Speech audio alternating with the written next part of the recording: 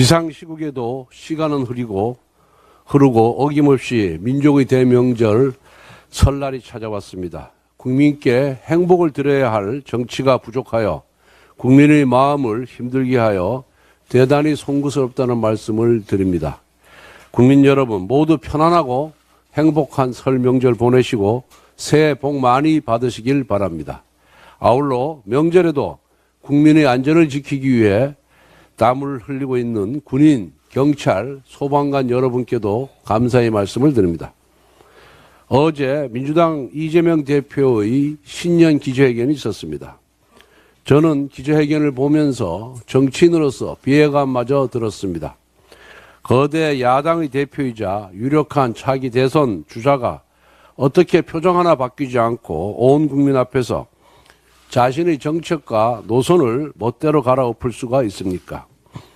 우선 이재명 대표는 민간의 전문성과 창의성을 존중하고 기업의 성장, 발전을 지원하겠다고 했습니다.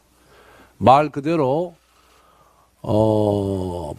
그것이 정책으로 반영이 됐으면 좋겠습니다. 그런데 그동안 민주당은 노란봉투법, 또 국회에서의 증언 감정 등에 관한 법률, 상법 개정안 등 기업을 옥죄는 악법을 남발했습니다. 최근에는 시중 운영장들을 불러 언론사 광고비 집행까지 시비를 걸었습니다. 이처럼 기업 때리기에 여념이 없다고 이제 와서 기업을 유학했다고 합니다. 스토킹 범죄자의 사랑 고백처럼 끔찍하고 기괴합니다. 또 이재명 대표는 자본시장 선진화로 코리아 디스카운트를 해소하겠다고 했습니다. 세계적인 추세인 상속증여세, 법인세 인하를 두고 부자 감세라고 선동한 정당이 어디입니까? 바로 민주당입니다. 게다가 민주당은 개미 투자자의 염원인 금투세 폐지도 오락가락하면서 미온적으로 대처했습니다. 이재명 대표는 AI 산업 등 신성장 동력을 창출하겠다고 했습니다. 하지만 반도체 특별법은 우리 당이 수없이 통과시키자고 요청했음에도 불구하고 아직까지 이런저런 핑계를 대면서 여기에 응답하지 않고 있습니다. 무엇보다 신산업에는 막대한 전력이 필요합니다. 안정적인 전력 수급과 전력망 인프라 개선이 필요합니다.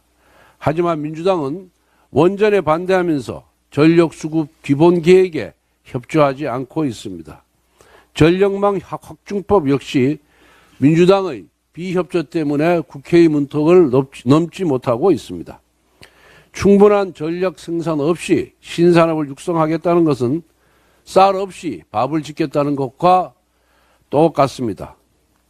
이재명 대표는 국가의 미래 산업을 놓고 국민을 기망하고 있는 것입니다. 한편 이재명 대표는 한미동맹 강화도 약속했습니다. 하지만 과거에 소련은 해방군이고 미군은 점령군이라고 발언하지 않았습니까? 그리고 2017년 대선 시기에는 주한미군 철수도 각오해야 된다고 말하지 않았습니까? 또 종북주의 정당인 진보당과 22대 총선에서 선거연합도 하지 않았습니까? 이재명 대표는 자신의 브랜드인 기본소득마저도 재검토하겠다고 했습니다. 이건 정말 잘한 결정이라고 생각합니다. 그런데 민주당은 바로 전날 지역화폐법을 발의했습니다. 이것은 정치적 자아 분열입니다. 이처럼 이재명 대표의 기자회견은 처음부터 끝까지 단 한 줄도 믿을 수가 없습니다. 왜냐하면 지금까지 이재명 대표와 민주당이 보여준 정책과 노선과는 완전히 반대되는 주장이고 현재 민주당의 노선과도 완전히 다르기 때문입니다. 이재명 대표는 흑묘, 벽면허를 들고 나와 자신을 실용주의자인 것처럼 포장했습니다. 그러나 착각하지 마십시오.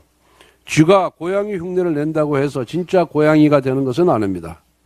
정말 좋은 고양이가 되고 싶다면 현재 민주당이 밀어붙이고 있는 수많은 악법부터 폐지하길 바랍니다. 어제 이준석 방통위원장 탄핵소추가 기각되었습니다. 당연한 결과이지만 단 3일 근무한 방통위원장이 174일씩이나 직무정지가 되어야 했는지 도저히 납득할 수 없습니다. 윤석열 정부 들어 이재명 세력의 탄핵 협박은 총 35번에 달합니다.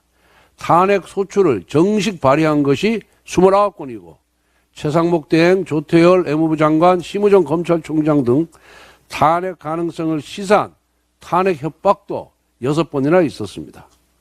또 발의한 탄핵을 써먹는 방법도 다양했습니다.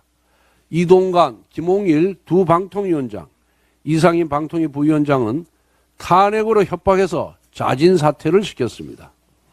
이재명 대표의 불복 대북 송금 사건을 수사한 검사와 민주당 전당대회 돈봉투 사건을 수사한 검사는 탄핵을 발의한 다음에 탄핵 청문회를 열어서 공개적으로 망신을 줬습니다. 정략적인 분풀이와 보복의 수단으로 입법 권력을 남용한 것입니다. 현재 계류 중인 10건의 탄핵 중에 이제 겨우 하나가 해결되었습니다. 국무총리, 감사원장, 중앙지검장 등 아무런 사유도 없이 탄핵된 공직자에 대한 판결도 신속하게 마무리해서 이재명 세력이 마비시킨 정부 기능을 조속히 정상화시켜야 합니다. 특히 헌법재판관 임명에 관한 권한쟁의 심판만 처리할 것이 아니라 한덕수 대통령 권한대행의 탄핵 정적 수에 관한 효력정지, 가처분 신청 사건부터 먼저 처리하기를 바랍니다. 민주당에 요구합니다. 탄핵은 개인을 위한 방탄과 정치보복의 도구가 되어서는 안 됩니다. 대장동 백현동 사건을 수사한 강백신 어미중 검사, 불법 대북 송금 사건을 수사한 박성용 검사, 민주당 전당대회 돈봉투 사건을 수사한 김영철 검사 등 이재명 세력을 수사한 검사 사연에 대한 보복성 탄핵 발의를 당장 처리하기 바랍니다.